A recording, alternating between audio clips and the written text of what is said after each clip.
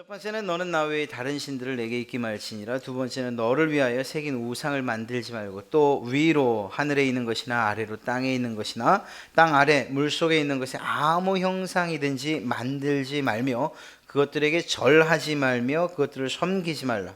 우상에 관한 명령이죠. 세 번째는 너의 하나님 여호와의 이름을 망령되이 일컫지 말라라는. 네 번째는 안식일을 기억하여 거룩히 지키라. 다섯 번째는 사람들과의 관계 가운데에서 내 부모를 공경하라. 여섯 번째 살인하지 말라. 일곱 번째 간음하지 말지니라. 여덟 번째 도적질하지 말지니라. 아홉 번째 내 이웃에 대하여 거짓 증거하지 말지니라. 이렇게 아홉 가지, 그리고 오늘 살피고자 하는 한 가지를 더해서 바로 십계명이 되는 것입니다.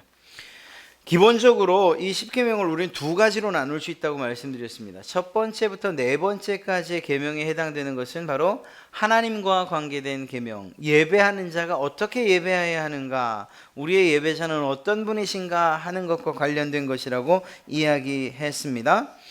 그래서 이러한 그 하나님을 어떻게 사랑할까, 그 사랑을 어떻게 우리는 표현해야 될까 하는 것들로서 1계명부터 4계명까지를 기록하고 있고요.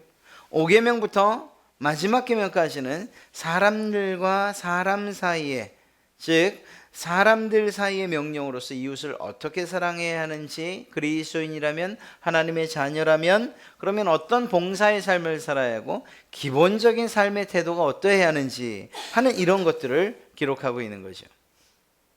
한번 생각해 보시기 바랍니다. 그렇죠? 그것은 결코 다르지 않아요. 심지어는 윤리 시간에도 종교에 대해서 이야기할 때 그렇게 10계명을 나눠요. 1부터 4계명까지는 신에 대한, 5계명부터 10번째까지는 사람에 대한. 자, 그런데 이 10계명의 각 항목들을 조금 더 면밀히 살피면 1부터 4, 5부터 10까지가 아닌 다른 방식으로 또 나눌 수 있다는 것을 알게 됩니다. 그것이 오늘 여러분과 생각해 보려는 바로 그런 나눔의 방법이에요.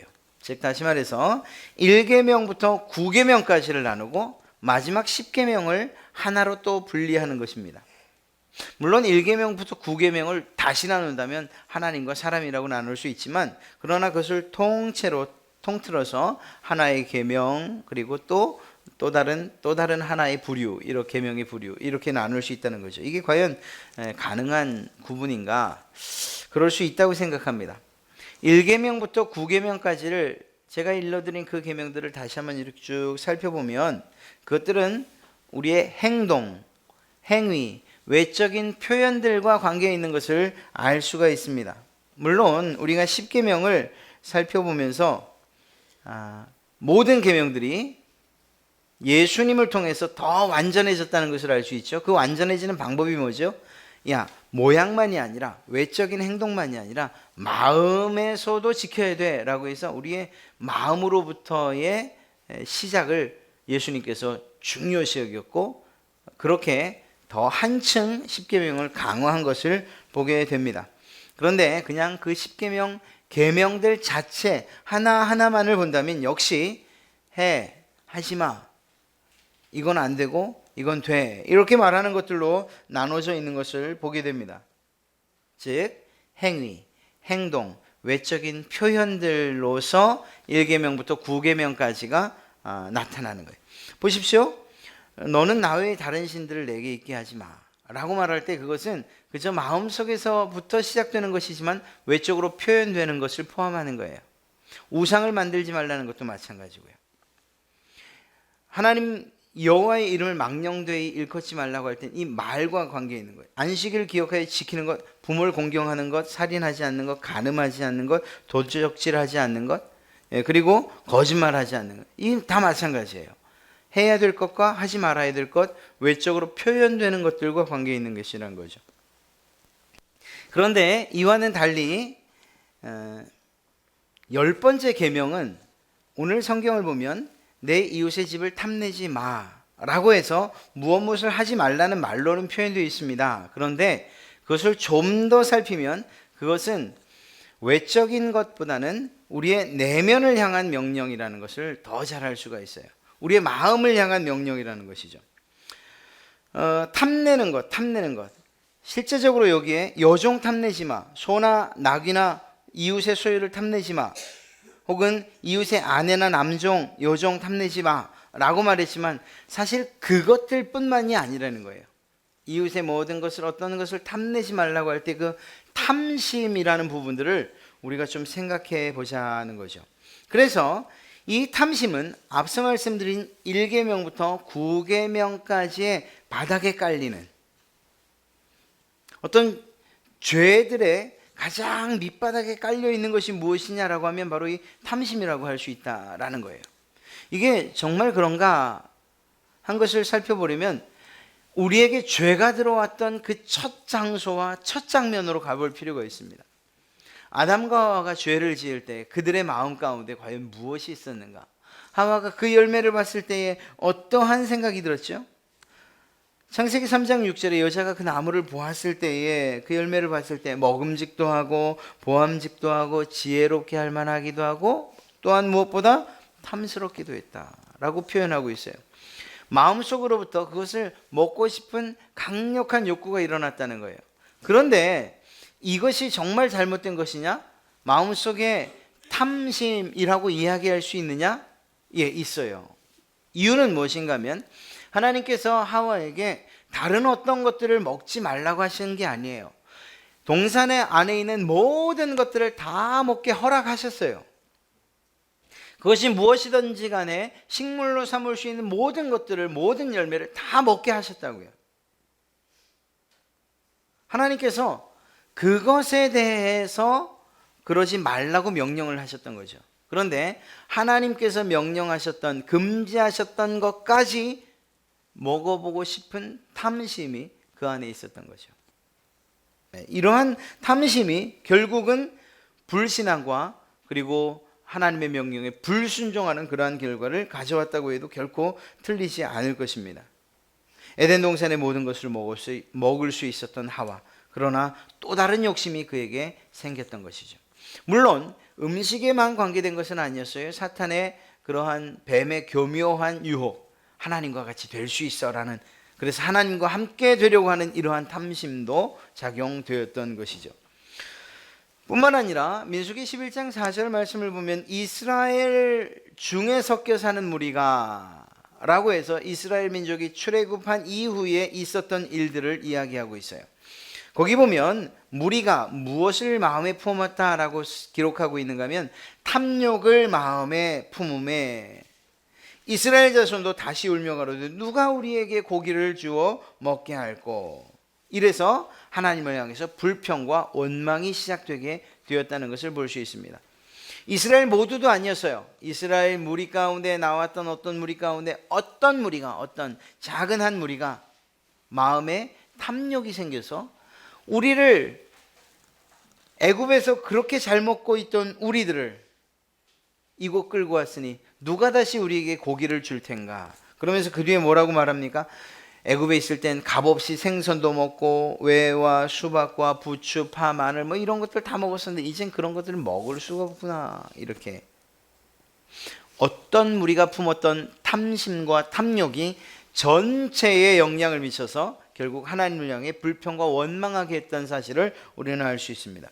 여러분 보십시오. 광야에서 하나님께서 허락하시는 하늘의 양식을 먹던, 그렇게 풍족하던 이스라엘 백성들이었어요. 그 어떤 무리에게 탐욕이 일어나는 그 순간 하나님을 향해서 불평하기 시작했고요. 외면적으로 볼 때, 외견상 이들의 불평은 먹는 것에 관한 것처럼 보입니다. 마치 하와가 선악과를 먹었으면, 그걸 먹을 수만 있다면 좋겠다고 마음에 욕심이 일어났던 그러한 것과 마찬가지로 말입니다. 그런데 이 일에 대해서 시편 기자는 분명하게 그 죄의 근본을 다루고 있어요. 시편 78편 18편을 보면, 18절을 보면 저희가 저희 탐욕대로 식물을 구하여 그 심중에 무엇을 했는가? 하나님을 시험하였다. 이렇게 기록하고 있어요. 마음에 생긴 탐욕이 결국은 하나님을 시험하는 데까지 이르렀다는 거예요. 그뿐 아니라 19절 말씀을 보면 하나님을 대적하여 말하기를 하나님이 광야에서 능히 식탁을 준비하시랴? 하나님께서 우리에게 식탁, 먹을거리를 주시겠어? 라고 이야기하는 거죠. 하나님의 그 전지전능하심과 하나님의 인도하심까지 부정하는 이러한 지경에 이르게 된 것입니다. 저가 반석을 쳐 물을 내심에 시내가 넘쳤거니와 그래 반석을 쳐서 물이 넘쳐난 것은 알겠어. 그런데 또 능히 떡을 주시고 백성을 위하여 고기를 예비하시랴? 그것까지 주실 수 있으시겠어? 하나님을 향해 이렇게 의심하고 불신하는 지경에까지 이르게 됐다는 거예요. 그것이 무엇으로부터 시작됐다고 말하고 있습니까? 저희 탐욕대로 식물을 구한 것. 그것이 단지 마음에 어떤 것을 소망하고 또 그저 단순히 욕심을 낸 것이 아니라 결국 그것은 하나님을 불신하는 지경에까지 이르게 됐다는 거죠. 이스라엘 백성들에게 일어났던 이 사건을 시편 기자가 그렇게 분명하게 해석해 주고 있는 거예요. 하나님을 시험하고 대적하는 죄를 이스라엘 백성들이 저지른 것이라고 분명히 말하고 있는 것입니다. 탐심이라는 것은 우리가 생각하는 것처럼 마음속에 일어나는 작은 소망, 그리고 그것이 조금 커져서 욕심, 이런 정도에 그치는 것이 아니에요. 이건 그저 마음속에서 잠깐 이것 좀 갖고 싶어 라고 생각하는 그런 죄의 소용돌이, 조그만 소용돌이, 그러다가 없어지는 그런 게 아니에요. 우리의 마음속에서 조그맣게 시작하는지 모르지만 그것은 점점 커져서 우리가 걷잡을 수 없는 죄의 큰 폭풍으로 우리에게 다가온다는 것을 우리는 기억해야만 합니다. 여호수아 7장 21절을 보면 그곳에서도 탐욕 때문에 망한 어떤 한 사람의 이야기를 기록하고 있습니다. 바로 아간이에요. 아간. 내가 노력한 물건 중에 시날산의 아름다운 외투 한 벌과 은 200세겔과 50세겔 중 금덩이 하나를 보고 탐내어 취하였나이다. 탐내어 취했습니다. 아간의 고백이에요. 아간의 고백. 그리고 그것을 내 장막 땅속에 감추었습니다. 그 별것 아닌 것 같은데 하나님의 말씀대로 순종하지 않고 그것들을 숨겼다는 거죠. 무엇 때문에? 탐내어서, 마음속으로부터 일어난 이 탐심 때문에 결국 그것이 행동으로 옮겨진 거죠. 그것을 잡고 숨기고 땅 밑에 감추고 보니까 탐심이 생긴 겁니까? 선악과를 먹고 보니까 그것이 먹을만 했었어, 탐스러울만 했었어, 이렇게 된 것이었습니까? 이스라엘 백성들이 하나님을 향해서 불평하다 보니까 가운데서 탐심이 생겨난 겁니까? 아니에요. 순서가 그렇지 않아요. 마음속에서 탐하는 마음이, 욕심내는 마음이, 그 욕심이 과해지자 하나님을 향해서 불평하고 불순종하고 그리고 불신앙하게 된 거예요. 그리고 그것들을 취하게 된 거예요. 그래서 이 제10계명에 대한 탐심은 기록된 대로 그저 이웃의 집을 탐내거나 이웃의 아내 혹은 남종 여종, 그가 가지고 있는 모든 재산들을 내가 저를 갖고 싶다, 그걸 가졌다라는 이것이 문제가 아니라 갖고 싶다는 마음으로부터 그 죄의 근원을 찾아내기 시작하는 거예요. 그래서 어떤 면에서 보면 모든 10계명의 기반이다. 9가지 계명의 가장 기초적인 그 죄의 시작이라고 보는 이유가 거기네요. 마음으로부터 시작되는 거죠. 마음으로부터. 자, 가만 보면 우리가 정말 존경하는 다윗도 이런 탐심에 무너졌어요. 다윗은 어떤 탐심이었죠? 여자를 보고서 마음에 탐하는 마음이 생겼던 거죠. 그래서 밧세바를 보고서 그 탐욕과 탐심을 이기지 못해서 그 밧세바를 취하고 뿐만 아니라 그의 남편 우리아를 죽음의 그런 전장으로 내몰아요. 이러한 것들, 또 군대의 수를 헤아리는 이것도 역시 자랑과 교만, 그 모든 것들은 탐심으로부터 시작됐다고 이야기해도 결코 틀리지 않을 거예요. 보십시오. 이렇게 순간적인 탐심과 탐욕을 이기지 못해서 지었던 죄가 결국 다윗으로 하여금 성전 건축의 영광을 누리지 못하게 했다는 것. 여러분 또 아합 보세요. 이세벨 보세요. 이 두 사람 부부였어요. 모든 것을 가진 사람이었어요. 그 당시에 이 왕의 자리를 넘볼 만한 사람이 있었겠습니까? 아무도 없었죠. 아무도 없었어요. 그럼에도 불구하고 모든 것을 가졌던 그가 작은 나봇이라고 하는 사람의 작은 포도원 하나, 이것 어떻게 좀 가져보지 못할까? 마음속에 욕심이 생각해요. 그리고 그 마음이 불일 듯 일어났어요. 그리고 그것을 빼앗는 죄를 짓게 되었다는 거죠. 자, 나봇의 작은 포도원 하나, 야 저거 가졌으면 좋겠다라는 그 마음에 그 작은 탐심, 욕심이 결국은 그것들을 실제로 죄를 지어 빼앗는 이러한 지경에까지 이르게 됐다는 거예요. 엘리사를 보십시오. 그의 사원 게하시를 보면 그 탐심이 어떻게 작용되고 결과가 어떻게 나타나는지 알 수 있어요. 이 게하시는 나만 장군의 선물을 보았어요. 그걸 조금이라도 갖고 싶었고 그 탐심이 결국 그 마음 가운데 생겼던 거예요. 그 욕심이. 그리고 나서 결국 그는 나만이 가졌던 문둥병을 자신이 갖게 되는 이러한 상황에 이르게 되는 거죠. 신약 시대에 와서 다르지 않아요. 우리가 잘 아는 아나니아와 삽비라를 살펴보면 그들이 성령을 속였다는 죄, 그 죄 때문에 둘 다 죽게 돼요. 한 날. 그런데 그 성령을 속이는 일이 무엇으로부터 시작되느냐 하면 자기들이 팔았던 그 밭에 자기들의 손에 쥐어진 이 재산, 이거 어떻게 해결하지 못한 거예요. 그 해결하지 못한 이유가 무엇이었습니까? 탐심이었던 거죠. 이거 정말 다 바칠, 우리 그럼 뭘 먹고 살지? 혹은 아니면 그것들을 하나님께 바치기로 약속한 그 약속 있지만 그러나 그것을 바라보는 순간 욕심이 생겨서 그것들을 반으로 나누는, 그리고 거짓말하게 되는 거죠. 성령을 속인 죄 때문에 죽었지만 그 시작이 무엇이냐라고 하면 탐욕과 탐심이었다고 해도 결코 틀리지 않을 것이라는 거예요. 그렇습니다. 우리가 다 살펴보지는 않았지만 성경에 나타나 있는 탐욕과 탐심 때문에 멸망하고 그리고 심판당하고 그리고 하나님이 징계를 받았던 사람들의 이야기들을 이야기하려면 더 많을 수 있어요.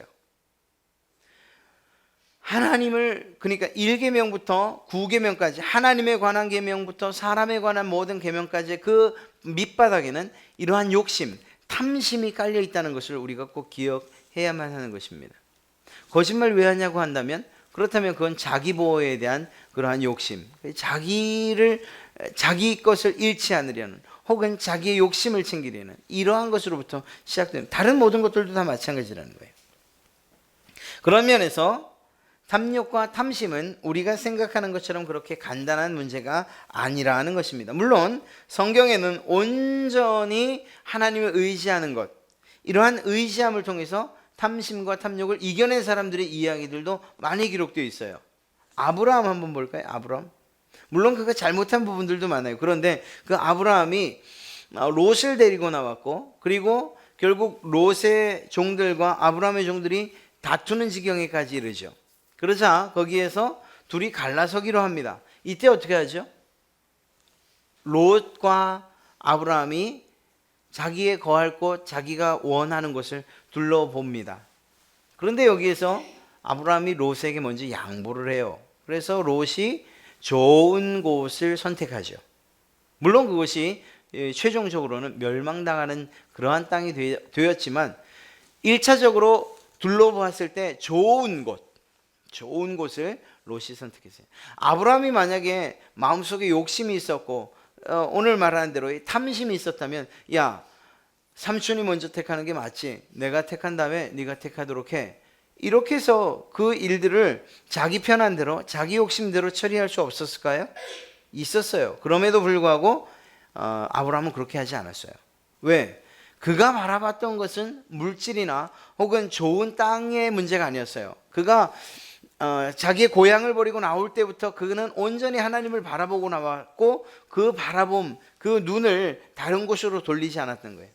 좋은 땅 혹은 좋은 목초지, 그곳으로 눈을 돌리지 않고 자신을 이끌어내 주신, 불러주신 하나님에게 초점을 맞추고 있었기 때문에 이 땅들과 그리고 목초지에 대한 욕심을 그는 이겨낼 수 있었던 거죠. 결과는 어떻게 됐습니까? 롯은 부끄럽게 그 성으로부터 도망 나와 그의 자손들까지 모압과 암몬까지 결국 이스라엘을 대적하는 이러한 관계에 놓이게 되죠. 아브라함은 믿음의 조상으로서 지금 그 유대인들뿐만 아니라 이방인으로서 하나님의 자녀된 우리들에게까지 조상이라고 그렇게 불려지는 영광 가운데 있죠. 그 사람만 있습니까? 아니요, 요셉도 보십시오. 요셉 같은 경우에 보디발 장군의 아내의 유혹이 얼마나 심했습니까? 이러한 성적인 유혹으로부터 그는 온전히 벗어날 수 있었어요. 그런데 그 가운데에서 그가 모든 것들을 소유할 수 있었던 그가 거기에서 욕심을 조금 더 부려서, 그래 이렇다 할지라도 내게 주인이 이것을 맡겼다 할지라도, 이것 하지 말라고 했다 할지라도 뭐 보지 않는 상황 가운데 들키지 않는다면 무슨 상관이 있겠어 라고 해서 마지막 욕심까지 부렸더라면 그는 하나님에게 신실한, 하나님께서 인정하실 만한 사람으로서의 삶을 결코 살 수 없었을 거예요. 그럼에도 불구하고 그 부분에 있어서의 모든 욕심과 그리고 탐심까지도 이겨낼 수 있었죠. 그리고 그는 결국 총리로서 하나님의 백성들뿐만 아니라 그 근동에 있는 모든 나라들을 먹여 살리는 이러한 일까지도 다 감당해내는 그러한 위대한 인물이 되죠. 그뿐만이 아닙니다. 사무엘도 그랬고요, 엘리사도 잘 이겨냈던 사람들이에요. 예. 자기에게 생기는 탐심과 탐욕들을 누구보다도 우리의 주인 되시는 예수님, 그분께서 마음속에 일어나는 이러한 탐심과 탐욕, 그리고 시험의 그러한 순간, 이때에 말씀으로 모두 이겨내시는 걸 볼 수가 있어요. 40일 기도하신 이후에 그를 향해서 시험했던 사탄의 세 가지 시험, 사실 이것은 다 욕심에 관한 것 아닌가요? 배고픔, 식욕, 명예욕, 그리고 죽음을 이길 수 있다는, 그리고 사단을 경배하면 모든 것을 얻을 수 있다는 이러한 물질에 대한 욕심, 명예에 대한 욕심. 사실 이러한 욕심들을 말씀으로 이겨내셨다라는 이 예수님의 이러한 예는 우리에게도 큰 본이 되어져요. 우리 또한 그러한 예수님의 가신 그 길을 뒤따라갈 필요가 있는 거죠. 그렇습니다. 뿐만 아니라 그렇게 시작하셨던 예수님께서는 죽음을 앞둔 겟세마네 동산에서 기도하시면서 정말 생명과 죽음의 공포를 온전히 느끼실 수밖에 없었어요. 그 가운데서 죽음의 길을 가지만 그러나 살고 싶은 그러한 유혹, 그 욕심으로부터도 모두 이겨내셨고 결국 지금은 하늘 보좌 우편에서 여러분들을 위하여, 우리를 위하여 기도하고 계시는 거죠. 우리를 다스리고 계신 거예요. 사도 바울은 뭐 더 말할 나위 없습니다. 이것에 대해서 분명하게 아주 이야기하고 있어요. 탐심을 우상숭배와 같은 죄로 그렇게 단언했기 때문입니다. 골로새 3장 5절, 그러므로 땅에 있는 지체를 죽이라. 곧 음란과 부정과 사욕과 악한 정욕과 탐심이니 탐심은 우상숭배니라. 사도 바울께서 사도 바울의 분명한 입장이에요. 그리고 그는 자족하기를 배우라. 이 자족에 대해서 늘 이야기하죠. 탐심은 우상숭배라고 이야기해서 결국 우리가 앞서 살폈던 것처럼 탐심을 통해서 결국 하나님을 배반할 수 있고 사람들의 관계조차도 깨질 수 있다는 것을 이야기하고 있는 것입니다. 그런 면에서 이 10번째 계명은 첫 번째부터 9번째 계명에 대한 이러한 모든 그 지켜야 할 계명들의 가장 밑바닥에 위치하고 있다고 볼 수 있는 것입니다. 가장 기본이 되는 것이라고 할 수 있는 거죠. 이렇게 이 탐심을 다스릴 수만 있다면, 우리가 탐심을 다스릴 수만 있다면, 그렇다면 다른 어떤 계명들을 지켜내는 데 있어서도 훨씬 수월할 수 있다는 것을 우리는 오늘 보게 됩니다. 그리스도인의 바른 삶, 이 10계명을 과연 우리는 우리의 생활 가운데 어떻게 적용시켜야 하는가, 이걸 좀 생각해 볼 필요가 있어요. 우리나라에도 부자들이 참 많아요. 잘 사는 사람들도 많고요. 그런데 혹여 우리가 그러진 않습니까? 나보다 좀 잘 사는 사람들, 나보다 좀 나은 사람들을 보면 괜시리 막 화가 좀 치밀고 그러지 않으세요? 예를 들면 뭐 새 차를 산 이후에 이 차가 과연 하룻밤을 무사히 보낼 수 있을까 이렇게 쓸데없는 고민을 하면서 하루를 보내신 적 있어요? 정말 그렇게 우려하던 일이 다음날 혹시 실제로 일어났다면 그러면 얼마나 속상하겠습니까? 나와 아무런 상관없는 그런 사람임에도 불구하고 나보다 더 잘 사는 사람, 더 똑똑한 사람, 더 능력 있는 사람, 그런 사람들 보면 배가 아프다고 말하는 것, 그것이 우리들의 기본적으로 가지고 있는 참 좋지 않은 그러한 죄의 습관 아닌가요? 죄의 모습이에요. 다른 사람들, 그래서 사촌이 땅을 사면 배가 아프다. 왜 배가 아파야 되는지 모르겠지만 하여간 배가 아프다고 말하는 그러한 속담이 생길 정도로 막연하게 나보다 더 잘난 사람들을 보면 그러면 속상해하는. 여러분, 그러나 그것이 사실은 그저 배가 아픈 것이 아니라 탐심과 탐욕 때문에 생기는 그러한 증상이라는 것을 우리는 꼭 기억해야 합니다. 우리에게 성경은 분명하게 이야기해 주고 있어요. 그것이 우리가 배 아파할 일이 아니라는 거예요. 오히려 그런 상황들이 생긴다면, 여러분들에게 생긴다면 그냥 끊임없이 축복해 주세요. 끊임없이 칭찬해 주고 함께 기뻐해 주세요. 야, 그 이번에 잘 됐다, 자녀들 잘 됐다면서요. 아, 정말 축하합니다. 진심으로. 이것이 사소한 것 같지만 탐심과 탐욕으로부터 벗어나서 우리를 이 죄로부터 자유롭게 해주는 그러한 시작이 될 것이라고 저는 확신합니다. 빌립보서 4장 11절에 내가 궁핍함으로 말하는 것이 아니라 어떠한 형편에서든지 내가 자족하기를 배웠노니, 사도 바울의 말이에요. 12절에서 말하죠. 내가 비천에 처할 줄도 알고 풍부에 처할 줄도 알아 모든 일에 배부르며 배고픔과 풍부와 궁핍에도 일체의 비결을 배우노라. 사도 바울은 자족을 이야기하고 있어요. 자족을. 또 디모데에게 또 권하죠. 디모데전서 6장 8절 말씀을 보면 우리가 먹을 것과 입을 것이 있은즉 족한 줄로 할 것이에요. 족한 줄로. 그저 그것으로 만족하면 안 되겠냐 이렇게 말하고 있어요. 그러면서 10절에 무엇이라고 말합니까? 부하려 하는 자들은 시험과 올무와 여러 가지 어리석고 해로운 정욕에 떨어지나니 곧 사람으로 침륜과 멸망에 빠지게 하는 것이라. 돈을 사랑함이 일만하게 뿌리가 되나니 이것을 사모하는 자들이 미혹을 받아 믿음에서 떠나 많은 근심으로써 자기를 찔렀도다. 결국 돈을 사랑한다는 것이 무엇으로부터 시작되는가? 마음의 욕심으로부터 시작된다. 자족하지 못하는 사람들의 삶의 결과가 그렇게 나타난다는 것을 이야기하고 있는 것이죠. 여러분, 이러한 탐심이 결과적으로 왜 우리 그리스도인들에게, 하나님을 믿는다고 하는 사람들에게 발동되는 것일까? 왜 그런 죄를 짓게 되고 또 그런 마음을 먹게 되는 것일까? 우리가 정말 어떤 한 가지를 생각하면 이렇게 탐심이나 욕심으로부터 좀 자유롭지 않겠는가 생각해 보는 것이 있어요. 그 한 가지가 뭘까요? 그게 무엇인가 하면 바로 자기에게, 우리에게 주어진 하나님의 은혜에 대한 생각이에요. 하나님의 은혜를 깊게 생각하는 사람이면 사람일수록 그가 마음속에 욕심 때문에 다른 죄들을 짓게 되지는 않을 것이라는 거죠. 사도 바울이 왜 자족을 이야기하죠? 사도 바울이 주님께 받은 은혜가 크기 때문이에요. 하나님의 은혜를 진정으로 깨달은 사람이기 때문이에요.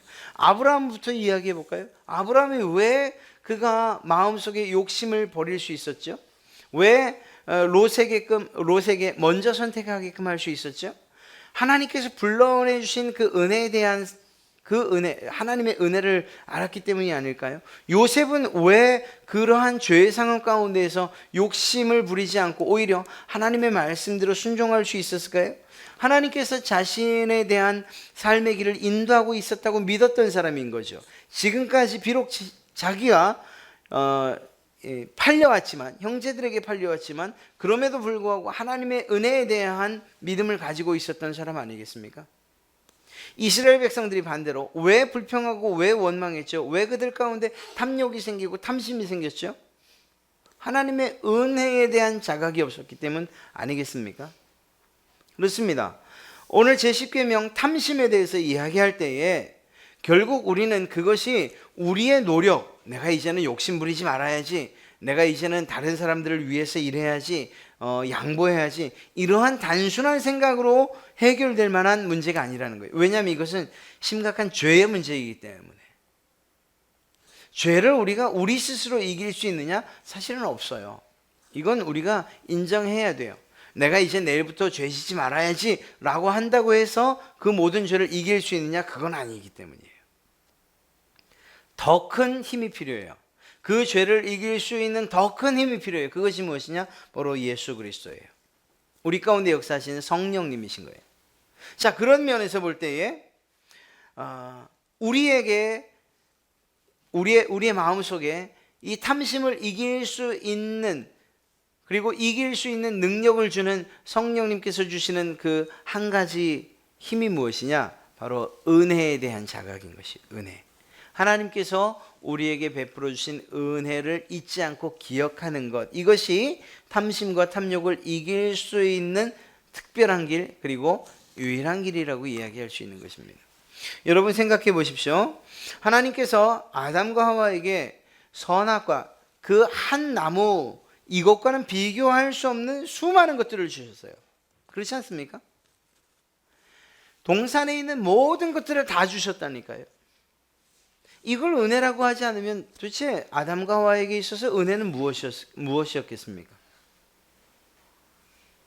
다 주셨어요, 다. 그런데 그 주신 많은 은혜들을 생각하지 못할 때 한 가지에 대한 욕심이 생겼던 거죠. 전부 다 주셨어요. 비록 척박한 광야였어요. 이스라엘 백성들이 걸어온 길이 평안한 길은 아니라는 사실을 우리가 잘 알아요. 그건 하나님도 알고 계셔요. 이스라엘 백성들이 출애굽하는 그 가운데에서 비록 광야 생활이었지만 하나님께서 베풀어 주신 은혜들을 생각해 보면, 그러면 척박한 땅이었음에도 불구하고 그들의 옷과 그들의 신발이 해지지 않았다고 기록하고 있어요. 이건 은혜가 아닌가요? 날마다 그들에게 베풀어 주셨던 만나, 이것은 은혜가 아닌가요? 반석을 쳐서 물을 먹게 하였던 이것, 은혜가 아닌가요? 내리쬐는 떼약볕, 정말 열사의 땅 가운데에서 구름으로써 그들을 가리우신 것, 이거 은혜이죠. 그 추운 저녁을 날 때에 불기둥으로 인하여서 그들이 따스함을 느낄 수 있었다면, 잠자는 동안에도 하나님의 은혜가 베풀어지고 있었던 거죠. 하나님의 은혜는 이스라엘 백성들을 선택하는 그때부터, 그리고 애굽으로부터 모세를 통하여 구원해내시는 그때, 그리고 그들이 40년 광야길을 하고 가나안 땅에 들어가기까지, 그리고 그 이후까지도 하나님의 은혜는 계속 이스라엘 백성들을 위해 정말 임재해 있어요. 그들 가운데 있었던 거예요. 함께 있었던 것, 그것이 은혜였어요. 그럼에도 불구하고 그들이 불평했다? 그것은 하나님의 그러한 은혜들에 대한 것을 잊었을 때, 그때부터 불평하게 된 것이라고 이야기할 수 있는 것입니다. 다윗도 마찬가지죠. 다윗이 부족한 게 뭐가 있었겠습니까? 왕이 된 다윗에게 그는 모든 것들을 가진 사람이었어요. 그가 정말 원하면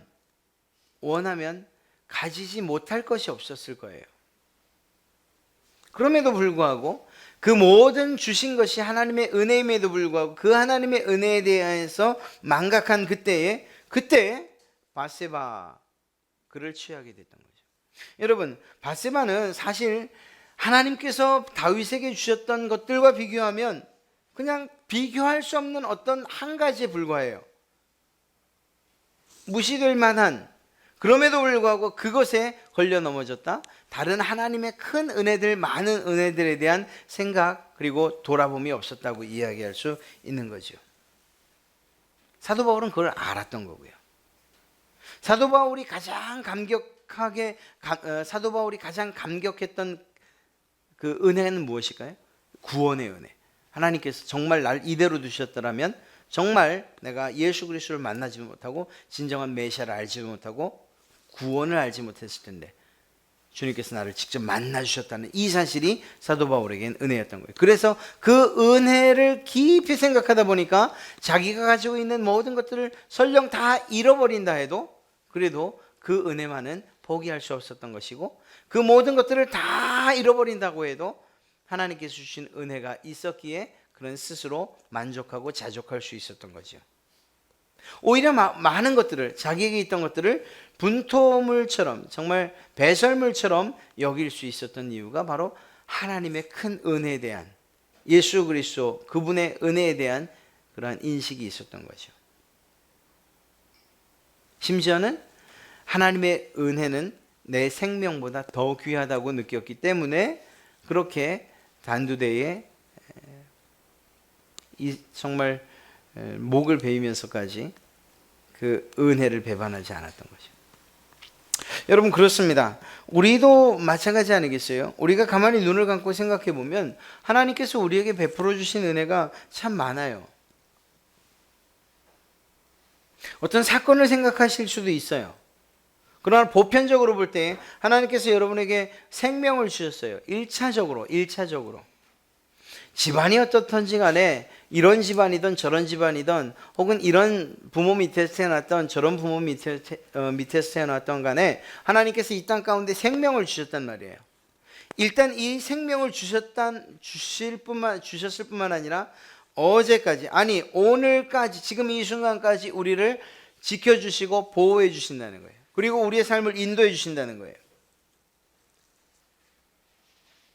사실 우리가 보고 싶지 않지만, 듣고 싶지 않지만 뉴스를 들으면 수없이 많은 사람들이 지금 이 시간에도 분 단위로, 초 단위로 정말 수없이 많은 사람들이 죽어가고 있는 이러한 시대에 우리가 생명을 유지하고 있다는 것 자체만도 사실은 큰 은혜라고 이야기할 수 있어요.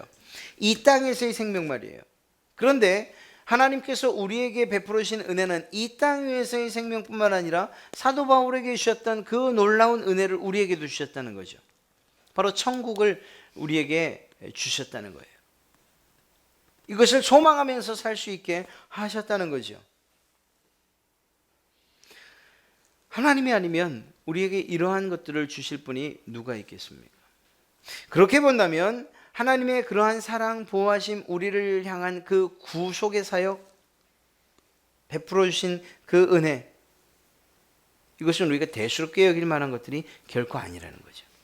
이러한 것들에 대해서 우리가 주의 깊게 생각할 수 있다면, 그것들을 은혜로 여길 수 있다면, 그렇다면 우리 안에 탐심이 가득한 하와 혹은 광야길에서 불평했던 이스라엘 백성들, 그들의 마음과는 다른 마음이 우리에게 있지 않겠느냐는 거예요.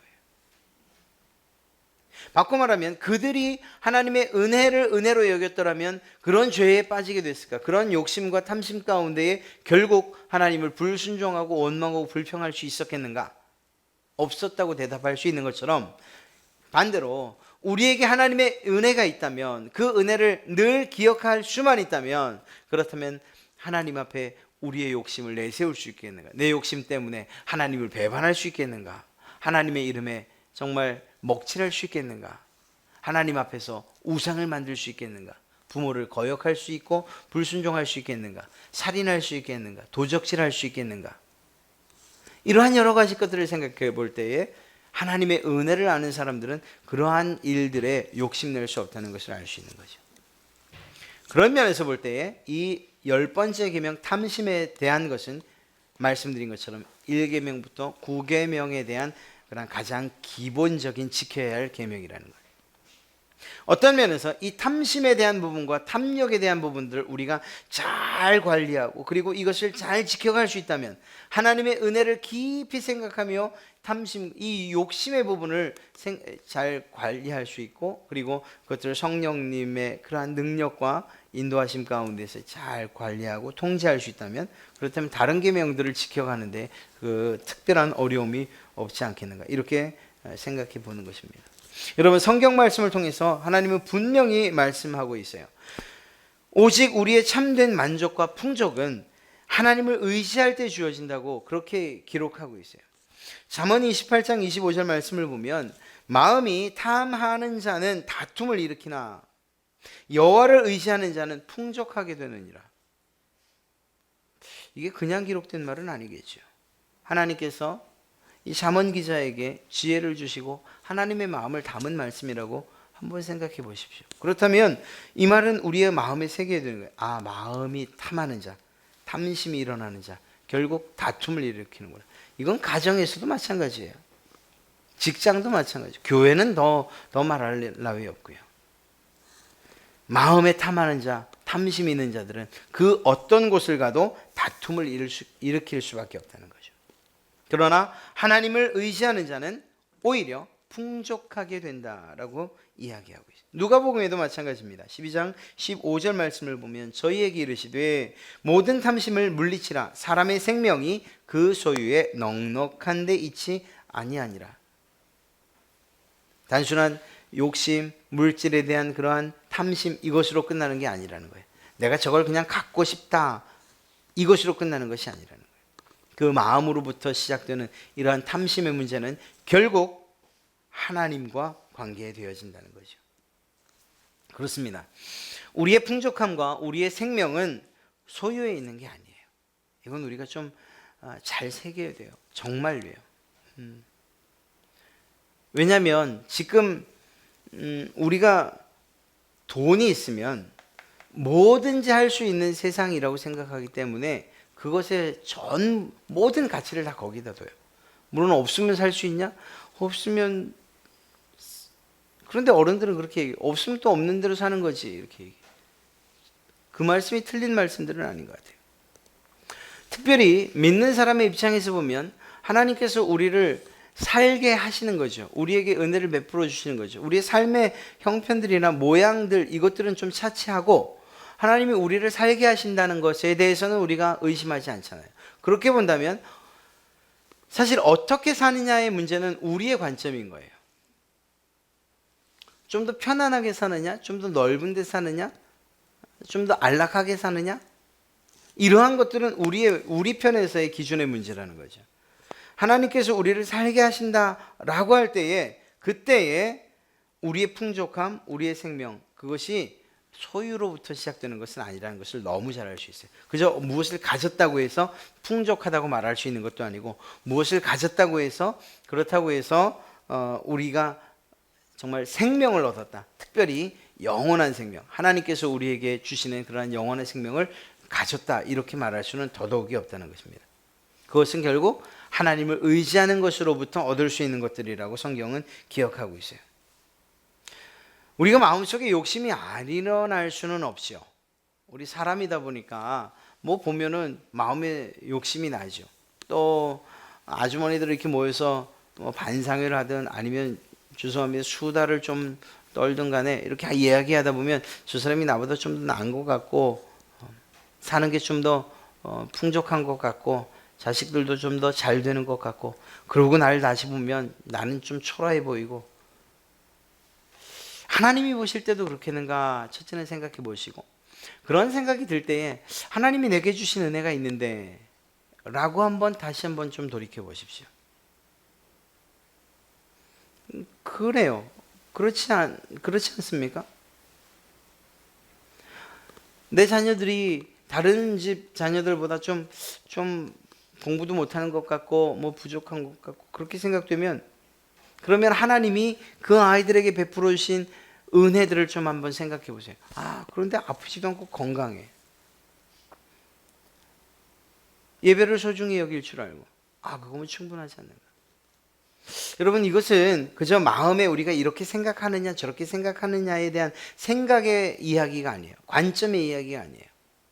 이건 우리의 마음과 그리고 생각과 의지가 동일하게 작용돼야 돼요. 무엇에 작용돼야 되느냐? 하나님의 은혜에 대해서 집중해야 된다는 거예요. 하나님의 은혜를 깊이 묵상하고 마음에 느끼고 그리고 그것에 대해서 감사할 수 있다면, 그렇다면 이러한 탐심의 문제들을 우리가 이겨낼 수 있다는 거죠. 반대로 이야기하면 아까 말씀드린 것처럼 우리 가운데 이러한 누군가와 비교할 때 혹은 내 처지를 생각할 때 부족하다, 그래서 욕심이 생긴다, 이렇게 살았으면 좋겠다 저렇게 살았으면 좋겠다 라고 말하는 그러한 욕심들이 과연 하나님 보실 때에도 유효한가, 하나님 보실 때에도 인정할 만한 그러한 욕심들이고 마음인가 한번 생각해 보셔야 돼요. 다르게 말하면 하나님께서 베풀어 주신 은혜들을 하나하나 좀 따져볼 필요가 있다는 거죠. 정한 데가 있으면 그냥 기록이라도 한번 해보세요. 하나님이 주신 은혜들에 대해서, 내가 감사할 것들에 대해서. 여러분, 그렇습니다. 우리가 탐욕에 휩싸인다는 것. 그래서 정말 앞뒤도 분간하지 못하고 죄를 향해서 달려간다. 이것은 다른 표현을 하면 하나님의 은혜를 망각한 결과라고 이야기해도 결코 틀리지 않을 것입니다. 이건 하나님을 매우 슬프게 하는 일이죠.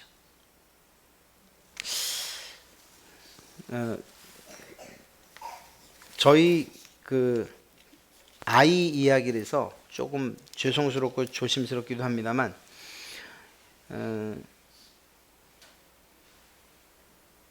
막내를 이 형 누나가 좀 골려 먹었어요. 이번 설 기간에 이제 돌아다니면서 이제 세배를 했잖아요. 이 세뱃돈을 이제 좀 받은 거예요. 그런데 얘는 이걸 가지고 사고 싶은 장난감이 있었던 거예요. 사고 싶은 장난감이 있어서 그거를 준비하고 모았는데, 그만 이렇게 다니다가 무슨 얘기를 했냐면, 야, 너 드럼 찢어 먹었잖아. 너 그거 네가 다 물어내야 돼. 이렇게 얘기를 한 거예요. 그래서 이제 그거를 해야 된다는 생각하고 있는데 이제 고민이 생긴 거죠. 다 모아보니까 6만 원이에요. 6만 원. 많이 받았죠? 6만 원. 그런데 여기서 11조 띄고, 그리고 자기 스스로 건축원금 딱 띄워놓고, 그 다음에 이제 하니까 이제 돈이 모자란 거예요. 그런데 이제 엄마가 부른 거죠. 야, 너 그거, 왜냐면 그게 뭐 틀린 생각은 아니잖아요. 그래서 그걸 그 아이를 불러놓고서는 이거 고쳐야 되는데 넌 네 장난감을 사고 싶고, 결정을 하게 했어요. 그래서 결국 이 아이가 저 잠자는데 이 머리맡에다가 드럼 고칠 돈이에요. 이래갖고는 그걸 딱 넣은 거예요. 물론 제가 그걸 드럼 고치는데 쓰지는 않아요. 교회 비품이면 그건 뭐 또 교회에서 다 고쳐놔야 되니까. 그런데 이제 제가 생각한 건 뭔가 하면, 이 자기한테는 매우 큰 그리고 목적 있는 돈임에도 불구하고 그것보다 더 먼저 생각할 수 있는 게 있었다라는 사실에 대해서 사실은 부모로서 좀 기뻤던 거예요. 그래서 그건 낼 필요가 없고, 사는데도 모자랐던 900원도 내가 보태주기로 했고 그리고 무엇보다 즐거운 마음으로 같이 사러 가기로 했어요. 간단한 일인 것 같지만 그러나 우리의 관점이 어디에 있느냐 하는 것들을 좀 말씀드리고 싶었던 거예요. 물질만을 가지고서 우리가 세상을 풍요롭게 살 수 있다고 생각한다면 그것만큼 하나님의 마음을 슬프게 하는 일이 없죠. 만약에 하나님이 그게 정답이라고 생각한다면 여러분들을 가난하게 하시겠습니까? 여러분들에게 물질이 없어갖고 또 돈이 모자라갖고 그냥 애타는 그러한 시간들과 그러한 순간들을 우리에게 주셨겠어요? 아니거든요. 이 세상을 살아가는 데 있어서 가장 중요한 것이 무엇인가를 볼 수 있는 눈이 우리에게 있다면 사실은 그것들이 우리에게 주어져도 주어지지 않아도 은혜인 거예요. 안 주어지면 안 주어지는 대로의 은혜가 있고, 주시면 주시는 대로의 은혜가 있는 거예요. 그럼 무슨 얘기인가 하면 오늘 이 이야기를, 오늘 이 십계명을 다루면서 하나님이 주신 은혜를 어떤 면에 있어든지 어떤 시간에든지 어떤 사람을 만나든지 어떤 상황에서든지 하나님의 은혜를 생각할 수만 있다면 하나님께서 정말 기뻐하시는 것이 무엇인지를 생각하게 된다는 것이죠. 그러면 내가 가치 있게 여기는 것들을 이렇게 견주어 볼 때에 과감히 포기할 수 있다는 거예요. 과감히. 그런데 놀라운 것은 무엇인가 하면 제가 드리는 이 말씀이 여러분들에게 목적이 되지 않기를 바랍니다만 우리가 포기한 그것들을 하나님이 포기하지 않고 채우신다는 거예요. 이게 우리 신앙과 하나님의 마음, 그 우리에게 복 주시마 약속하신 하나님의 마음이요, 또 우리를 보살피신 하나님의 비결인 거예요. 복 주심의 비결이라고 볼 수 있는 거예요. 탐심 그저 그냥 욕심 정도로 취급하지 마시고 그것이 하나님과 관계에 있다고 생각하세요. 더 좋은 차 혹은 더 좋은 집 혹은 더 다른 집 아이들이 더 좋아 보일 때, 야, 이 욕심 때문에 하나님, 나 우리 집 애들은 왜 이 모양 이 꼴로, 아유 진짜 공부도 지지도 못, 이렇게 해서 하나님한테 정말 그 은혜를 감사할 수 있겠어요? 그 아이들 볼 때 그 한숨만 나오지 기쁘겠어요? 얼굴 그 애들 볼 때. 그래서는 안 되는 거죠. 그건 아니죠. 오히려 하나님이 그 아이들을 통해서 어떤 일들을 하실지 기대하고 지금까지 지켜주신 것에 대해서 감사하고, 비록 그 아이들 상황이 우리 보기엔 한심할지라도 하나님의 계획이 있다고 믿고 그 계획이 하나님의 은혜 가운데 이루어질 것이라고 믿는다면 우리가 그 아이들 때문에 낙심하거나 그 아이들을 뭐라고 할 수도 없고 하나님을 향해서 불평할 수도 없는 거죠. 마음속에 다른 집 아이들을 바라보면서 욕심이 생기고 탐심이 생기고 그것이 더 나아가서 저 사람들을 증오하는 데까지 이르를 수는 없는 거죠. 사랑하는 성도 여러분, 우리의 마음 가운데 탐심, 이 욕심을 좀 가라앉히고 그것들을 성령님께서 다스려 주시기를 우리 기도합시다. 이것이 중요해요. 그때 이것을 위해서 한 가지 권한, 마지막 제가 여러분에게 권한 것이 뭐죠? 하나님의 은혜를 기억하자라는 거예요. 하나님의 은혜를 깊이 묵상하고 깊이 기억할 때 우리에게 있는 이러한 욕심들을 우리는 다스릴 수 있고 사도 바울처럼 고백할 수 있는 거예요. 내가 주 안에서 주님의 은혜 가운데에 자족하기를 배웠습니다. 내 모든 것에 만족할 수 있습니다. 지금 이 상황 다 감사할 수 있습니다. 하나님의 은혜이죠. 이렇게 고백하실 수 있는 그런 여러분 되시기를 주님의 이름으로 축원합니다.